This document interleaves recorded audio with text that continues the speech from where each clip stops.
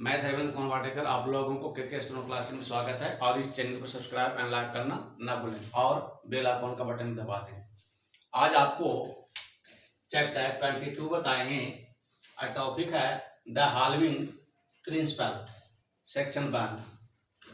Halving का मतलब होता है हाफ करना। किसी कॉन्सोनेंट को हाफ करेंगे तो उसमें टी और डी ऐड हो जाता है। Halving for either T or D. In words of more than one syllable, a stop may be halved for either T or D. देखिए, rabbit,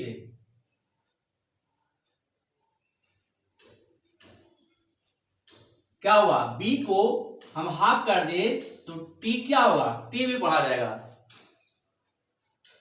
रैपिड,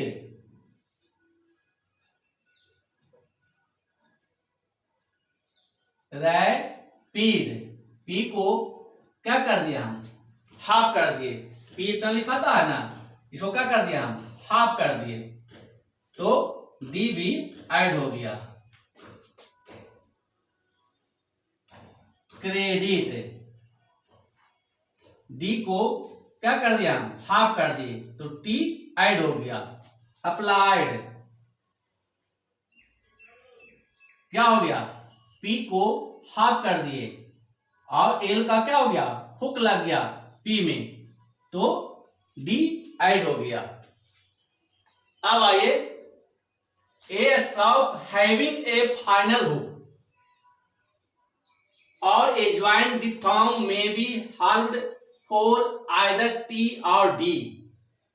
कहता है कि फाइनल हुक रहता है और ये ज्वाइंट डिप्थॉन्ग। अब देखिए, पेव है, पेव हम ऐसे लिखेंगे, कैसे लिखते थे? कितना लिखते थे? पेव फाइनल हुक है ना, ये फाइनल हुक भी के लिए है। इसी पी को हम हाफ कर देंगे। क्या कर देंगे? तो क्या लग गया? डी ऐड हो गया। 10 कितना लिखते थे? इतना लिखते थे, लेकिन हम इतना लिखेंगे। टी को हाफ कर देंगे और एन का क्या हो गया? फाइनल हुक लग गया एन का, और उसमें टी और डी भी पढ़ सकते हैं, 10 भी पढ़ सकते हैं और 10 भी पढ़ सकते हैं। वो सेंटेंस के हिसाब से आपको पढ़ना है और पकड़ना है। मेन,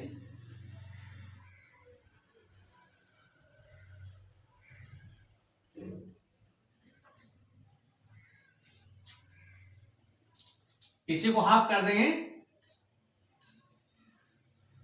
तो क्या होगा? मेंट या मेंड पढ़ेंगे हम। समझ गए?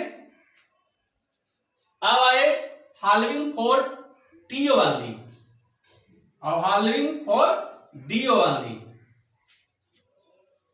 इन words of one syllable, light stop, क्या कर रहा है? Light stop without a final hook और a joint diphthong are halved for T only.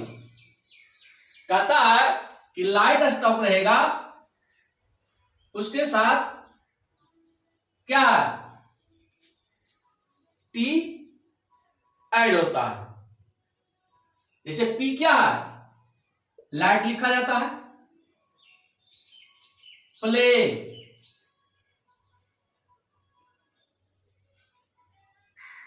इतना प्ले लिखते हैं कि नहीं? प्ले, लेकिन इसमें क्या है? टी है तो इसको हम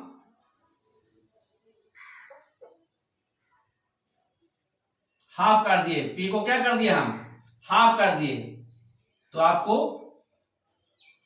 टी भी पढ़ा जाएगा। लेकिन इसमें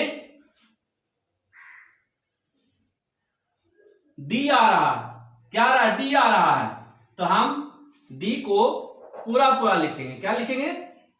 पूरा पूरा लिखेंगे डी को। समझ गए? पूरा पूरा लिखेंगे हम, क्योंकि डी आ रहा है। पी क्या है? लाइट स्टॉक है।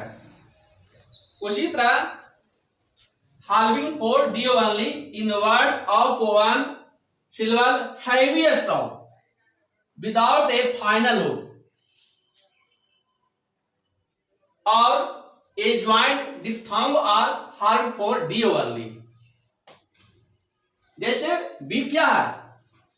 हैवी है, लेकिन P क्या था? लाइट। ब्रेन है, ब्रेड। बी क्या है? तो उसके साथ डी ऐड हो गया, आर का हुक लग गया। और एक और ज्वाइंट डिप्थॉन्ग भी हो सकता है। अब आएगा बी, आ रहा है, टी आ रहा है, तो क्या होगा?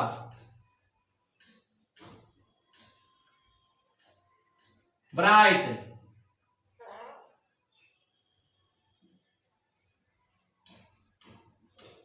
ब्राइट। तो हम पूरा पूरा लिखेंगे, क्योंकि ये मोटा लिखते हैं ना, बी हैवी लिखते हैं, ये पी लाइट लिखते हैं। तो इसमें क्या हो गया? पी लाइट लिखते हैं, अगर डी आता है तो पूरा लिखेंगे, अगर बी डार्क है तो टी आता है तो पूरा पूरा लिखेंगे। समझिए? अब आइए vocalising half length forms. vowel sign to half length forms are read next to the primary stop। जैसे है vowel आएगा तो प्राइमरी स्टॉक है, उसके बाद पढ़ा जाएगा। जैसे फाई है, क्या है? फाई। वही आ जाएगा फाइट। तो क्या किए? एट को हाफ कर दिए तो टी पढ़ा जाएगा। सीक। सी कितना लिखते हैं, लेकिन सेक्ट रहेगा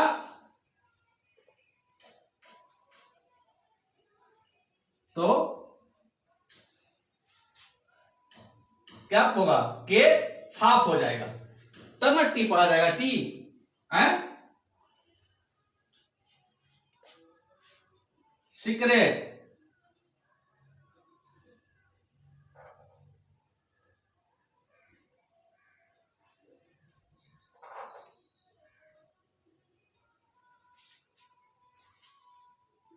क्या होगा? इसका सर्कल लग गया। अब आर क्या हो गया? यहां लुप्त हो गया अंदर, और टी ऐड हो गया। अब आगे आइए, circle S following half length forms. Circle S at the end of A half length forms is read after the T or D indicated by a halving। देखिए quotes,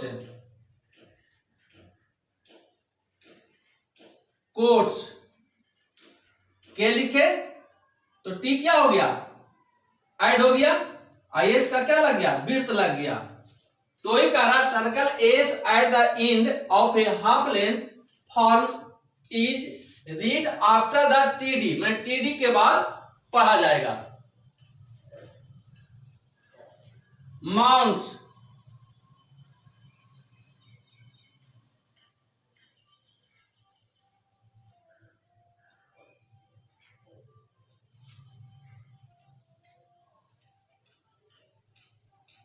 rent,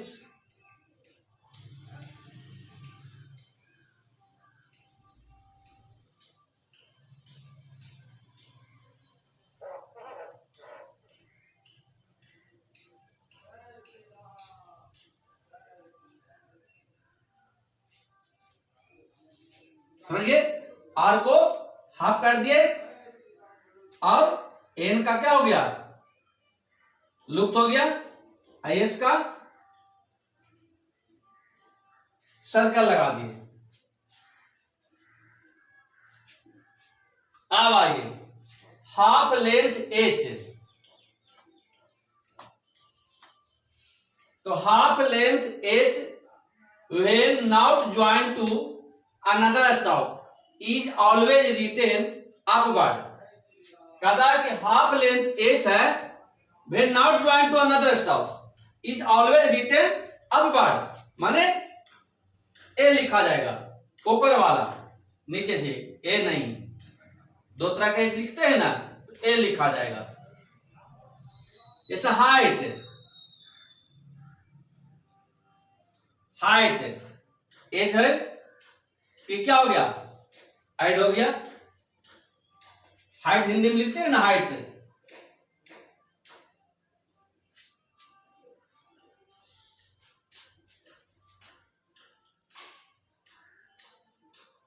Heights, as half कर दिए, T लग गया, IS का क्या लग गया, width लग गया।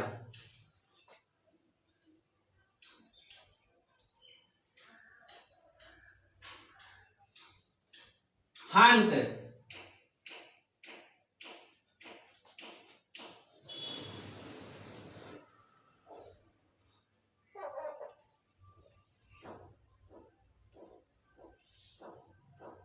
हैंड्स,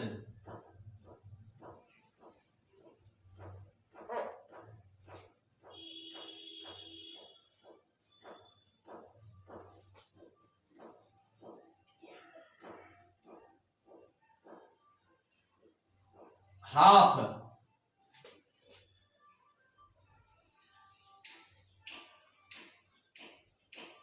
हाफ, समझ गए। माउंट,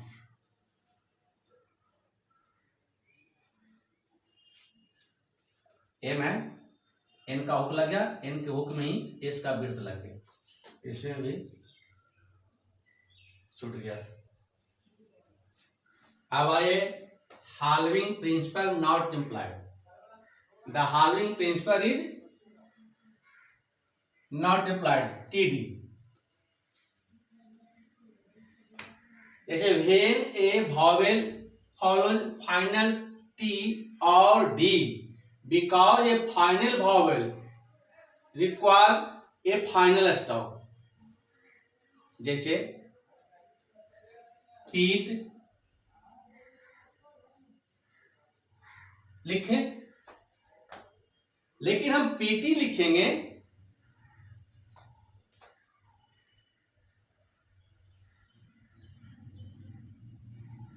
पूरा पूरा लिखेंगे, क्योंकि टी के बाद वॉवेल है, इसमें टी के बाद वॉवेल नहीं है, इसलिए पी को हाफ कर दिए। लेकिन टी के बाद वॉवेल रहेगा तो पी पूरा पूरा लिखेंगे, समझ गए। ग्रीड,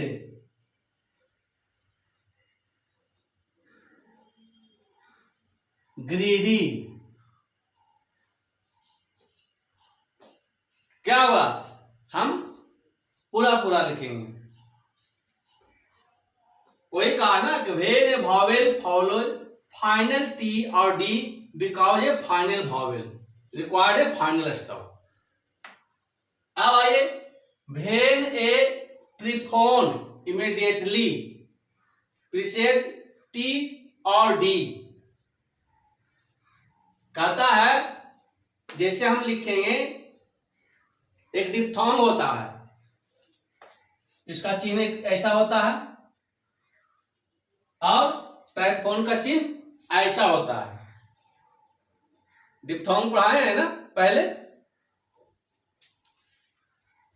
जैसे में फाइट,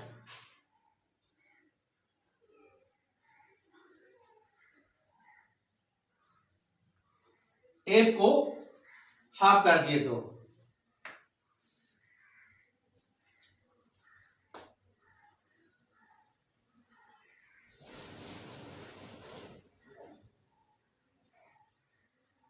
लेकिन ट्राइफोन आएगा तो हम पूरा पूरा लिखेंगे, एफ को हाफ नहीं करेंगे।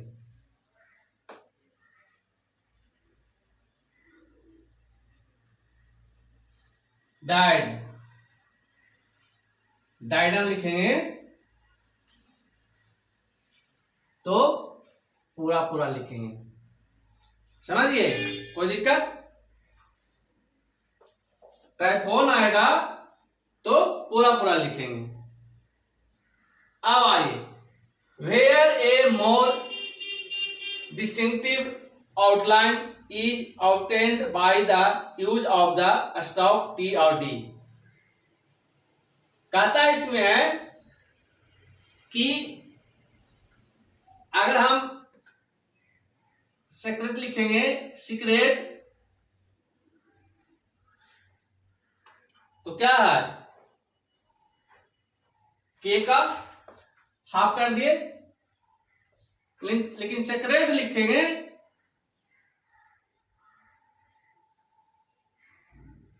पूरा पूरा लिखेंगे, क्योंकि एज का विड्थ है, इसके लिए ए के लिए क्या लगा दिए, वॉवेल है,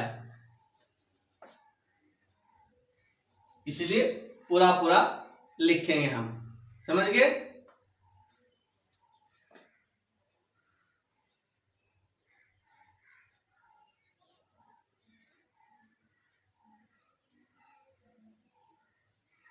हाउटली,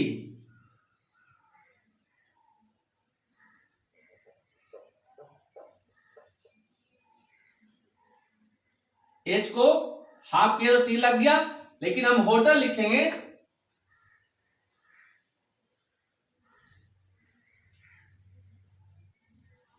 तो पूरा लिखेंगे। समझिए? अब आइए, where the half length R would stand alone और with final circle S only added the stop T must be written. कहता है आर अकेला हो और उसके बाद टी हो तो टी पूरा पूरा लिखेंगे, या तो फाइनल सर्कल भी हो टी के साथ।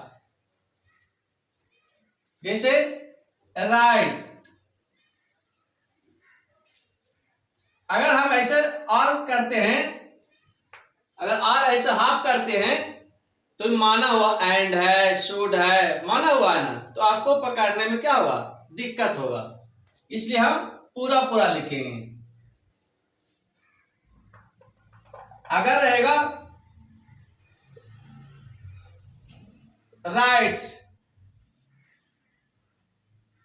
क्या किए, पूरा पूरा लिखे।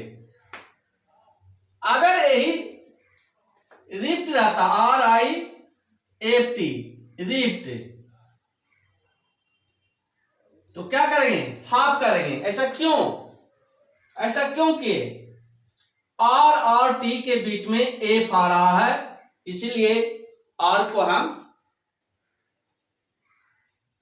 स्मॉल कर सकते हैं, हाफ कर सकते हैं, लेकिन आर और टी के बीच में कोई शब्द नहीं है, कोई कॉन्सेप्ट नहीं है, इसीलिए हम पूरा पूरा लिखेंगे टी। समझ गए? अब आइए, position of half length form, मतलब जब हाफ लेंथ करते हैं तो उसको पोजीशन कहां होना चाहिए, कहां पे लिखना चाहिए। The half length stop appear over the line for the indication of the first palace vowel. अगर फर्स्ट पैलेस वॉवेल वाला रहेगा तो लाइन के ऊपर लिखेंगे, and on the line for the indication of the second palace A third palace, दोनों line पर लिखा जाएगा। सेकंड पैलेस वाला वॉवेल रहेगा और थर्ड पैलेस वाला रहेगा वो लाइन पर लिखा जाएगा। देखिए, लाइटली, क्या हुआ? लाइटली। क्या है? फर्स्ट पैलेस पे तो लाइन से ऊपर लिखे, ये लेटली रहेगा तो क्या लिखे? लाइन पे लिखे। और इसमें तो विटनेस,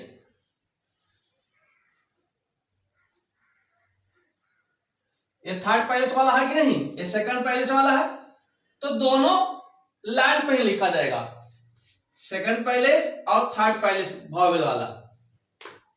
ऐसा क्यों? क्योंकि हाफ करने से छोटा हो जाता है, तो हम अगर ऐसे लिखेंगे तो दिक्कत होगा, इसीलिए दोनों लाइन पे ही लिखा जाता है। तीन टे, थर्ड पैलेस वाला वॉवेल है, लाइन पे पीट, लाइन पे रिप्ट है, यही रहता, रिप्ट भी रहता, रिप रिप्ट। समझ गए? कोई दिक्कत? लाइन द टच रहेगा ये। चलिए अब ग्रामर लॉक्स बताते हैं। पहले लिख दिए हैं, जहां चेंजिंग करना वहां चेंज भी कर दिए। क्यूट, लाइन के ऊपर लिखेंगे, के को हाफ कर देंगे तो क्यूट हो जाएगा। कोड, के को हाफ कर देंगे, लाइन पे लिखेंगे तो कोड हो जाएगा। अकॉर्ड, लाइन के ऊपर लिखेंगे, हैं, स्मॉल लिखेंगे, के को उसमें आर का हुक लगा देंगे। अकॉर्डिंग, दोनों सेम था, लेकिन यहां पे हम एक वॉवेल लगा दिए तो इसको अकॉर्डिंग पड़ेगा, क्योंकि पकड़ने में आपको आसान होगा। कैड, लाइन पे है, के में आर का हुक लगा दिया, के को हाफ कर दिए, ये भी लाइन के ऊपर है, ये दोनों सेम है। आप सेंटेंस के हिसाब से पकड़ सकते हैं, या तो चेंज भी कर सकते हैं। अगर आपको चेंज करना हो तो ऐसे करके आप वॉवेल लगा सकते हैं, लेकिन जरूरत नहीं है, उस सेंटेंस में पकड़ा जाएगा आपको। ग्रेट, केयर और ग्रेट क्या है? दोनों सेम था, लेकिन इसमें वॉवेल दे दी बीच में कि आप जल्दी से पकड़ सकते हैं आप। ठीक। कॉल्ड, लाइन के ऊपर के में एल का हुक लगा दिए तो कॉल्ड हो गया। इक्वल, सेम था, लाइन पे है, कोल्ड, गोल्ड, तीनों सेम था, तो इक्वल को क्या कर दिया, हम बीच से काट दिए, जिससे आप आसानी से पकड़ सकते हैं। कोल्ड और गोल्ड में तो बहुत अंतर है? तो इस सेंटेंस के हिसाब से आप पकड़ सकते हैं। केवल इक्वल रहता है, इक्वल, तो ये तो बड़ा इक्वल इसे लिखाएगा ही बड़ा, कोई दिक्कत नहीं है। अगर जल्दबाजी में अगर हम स्मॉलो लिखा जाता है तो दोनों पकड़ लेंगे, क्योंकि इक्वल हम बीच से काट दिए हैं। दैट, दैट और विदाउट, दैट को हम बीच से काट दिए हैं जल्दी से पकड़ने के लिए, नहीं तो कभी कभी गलती से बीच भी पकड़ ले। बीस्ड, एस एच को होता ना, इसको हाफ कर दिए तो बीस्ड हो गया। इसलिए ग्रामर लॉक्स को बढ़िया से याद कर लीजिए और नियम को भी बढ़िया से पढ़ लीजिए। इसके साथ एक्सरसाइज भी बनाने के लिए देंगे और कुनका भी अटैच कर देंगे। एक्सरसाइज को बनाने के बाद कुनका से मिलान कर लीजिए और इस चैनल को सब्सक्राइब एंड लाइक करना ना भूलें और बेल आइकन का बटन दबा दें। Thank you.